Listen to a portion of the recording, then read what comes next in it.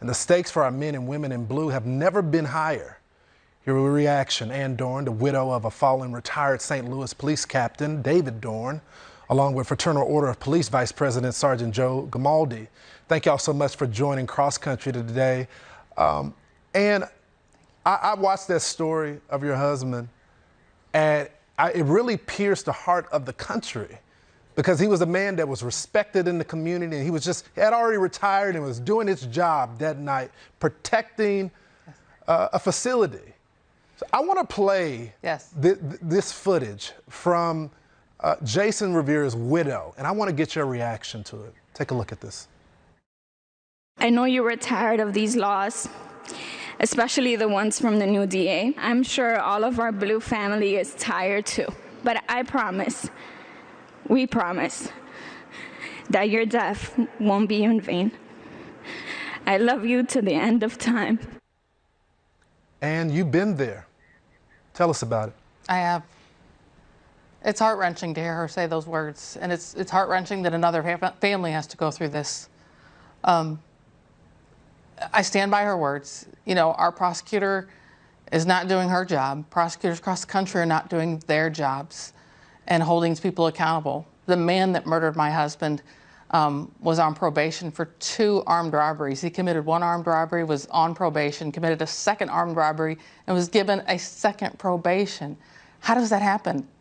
He should have been in jail. If he'd been in jail, my husband may still be alive today. And the policemen are doing their jobs. I got to give it to them. You know, when I was an officer, we did our jobs. We loved coming to work. We arrested the criminals. We went out and hunted them down, and we found them.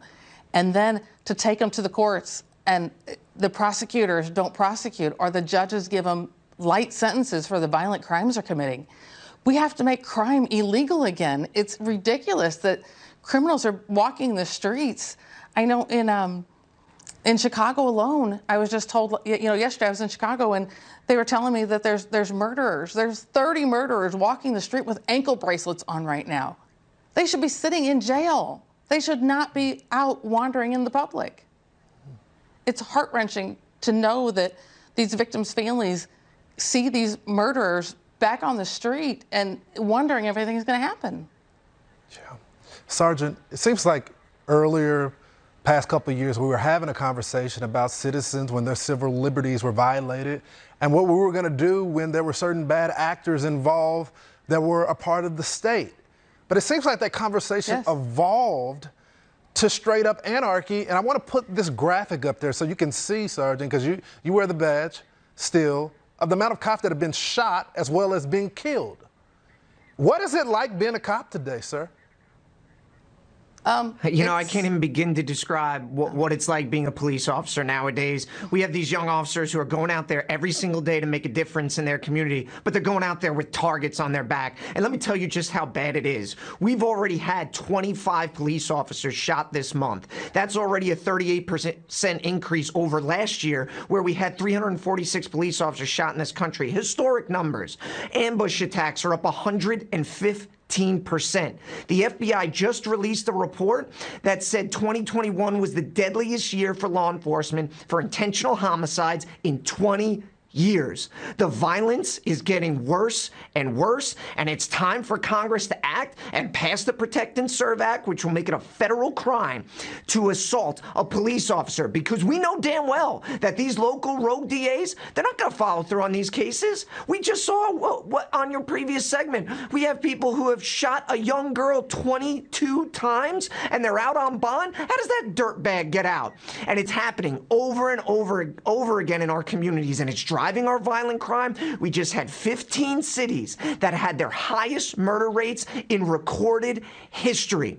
And I am telling you folks, these rogue DAs that are bought and paid for by George Soros are not going to stop. Lawrence, there is no one, and I mean no one, not kids, not victims, not police officers, that they won't sacrifice on the altar of their woke agenda. It's abhorrent, it's disgusting, and it needs to stop.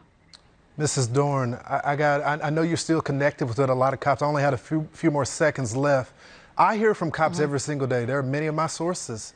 They say they're done. They're walking off the job. They don't want their pension. They don't want to take the risk anymore.